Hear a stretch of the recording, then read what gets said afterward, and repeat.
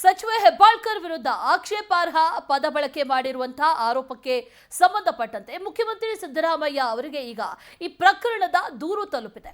ಕಾನೂನು ಸಚಿವ ಎಚ್.ಕೆ. ಪಾಟೀಲ್ ರಿಂದ ಸಭಾಪತಿ ಜೊತೆ ಚರ್ಚೆಯನ್ನ ಕೂಡ ಮಾಡಲಾಗಿದೆ. ಸದ್ಯ ಸ್ಪೀಕರ್ ಕೊಠಡಿಯಲ್ಲಿದ್ದಾರೆ ಸಿಎಂ ಸಿದ್ದರಾಮಯ್ಯ. ಸಚಿವರನ್ನ ಸ್ಪೀಕರ್ ಕೊಠಡಿಗೆ ಕರೆಸಿಕೊಂಡಿದ್ದಾರೆ ಸಿಎಂ. ಕಾನೂನು ನಡೆಯ ಬಗ್ಗೆ ಚರ್ಚೆಯನ್ನ ಮಾಡ್ತಾ ಇದ್ದಾರೆ. ಈಗ ಸಿಎಂ ಹಾಗೂ ಲಾ ಮಿನಿಸ್ಟರ್ ಇಬ್ಬರು ಕೂಡ ಚರ್ಚೆಯನ್ನ ಮಾಡ್ತಾ ಇದ್ದಾರೆ ಅನ್ನುವಂತ ಮಾಹಿತಿ ಈಗ ಲಭ್ಯವಾಗ್ತಾ ಇದೆ.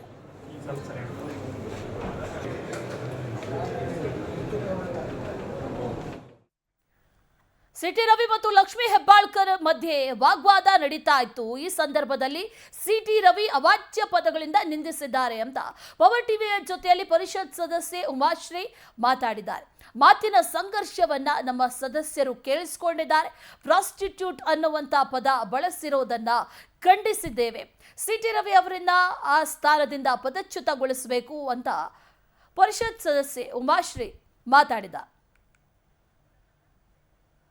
ಇವತ್ತು ಸದನದಲ್ಲಿ ಒಂದ್ ದೊಡ್ಡ ಮಟ್ಟಿಗೆ ಚರ್ಚೆ ಗದ್ದಲ ಆಗಿದೆ. ಯಾಕಂತ ಹೇಳಿದ್ರೆ ಆಕ್ಷೇಪಾರ್ಹ ಪದ ಬಳಕೆಯನ್ನ ಲಕ್ಷ್ಮೀ ಹೆಬ್ಬಾಳ್ಕರ್ ವಿರುದ್ಧ ಮಾಡಿದ್ರು ಅಂತ ಹೇಳಿ ಸದನದ ಒಳಗಡೆ ಇಲ್ಲಿ ಉಮಾಶ್ರೀ ಅವರು ಕೂಡ ಇದ್ರು. ಮೇಡಮ್, ಸದನದ ಒಳಗಡೆ ಏನಾಯ್ತು ಮೇಡಮ್?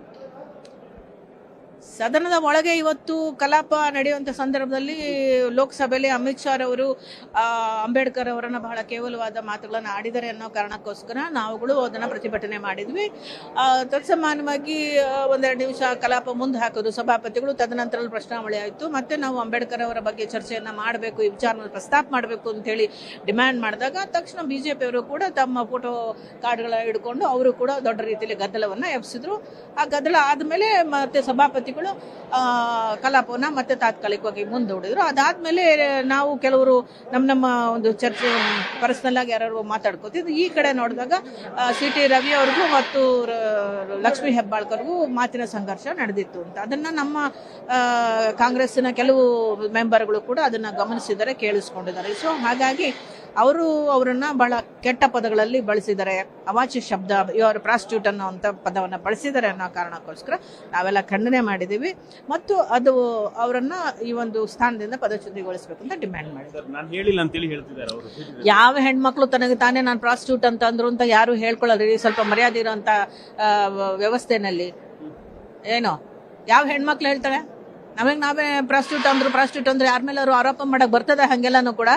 ಹಂಗೆಲ್ಲ ಬರೋದಿಲ್ಲ. ಮಾತನ್ನ ಅವ್ರೀಗ ಅಂದಿಲ್ಲ ಅಂತ ನುಸುಳ್ಕೊಳ್ತಾರೆ. ಯಾಕಂದ್ರೆ ಮತ್ತೆ ಇದು ಅವ್ರ ಮೇಲೆ ಅಪವಾದ ಬರ್ತದೆ ಅನ್ನೋ ಒಂದು ಭಯದಿಂದ ಅವ್ರು ಹಾಗೆ ಹೇಳ್ತಾರೆ. ಅವ್ರು ಅಂದಿರೋದು ನಿಜ, ಅವ್ರು ಅನ್ನಿಸ್ಕೊಂಡೋದು ನಿಜ, ಇವ್ರು ನಮ್ಮ ಕೆಲವರು ಸದಸ್ಯರು ಕೇಳಿರೋದು ನಿಜ, ನಾವು ಅದನ್ನ ಖಂಡಿಸಿರೋದು ನಿಜ. ಹಾಗಾಗಿ ಅವರನ್ನ ಈ ಸ್ಥಾನದಿಂದ ಹೊರಗೆ ಹಾಕ್ಬೇಕು ಅಂತ ನಾವು ಕೇಳ್ತೀವಿ.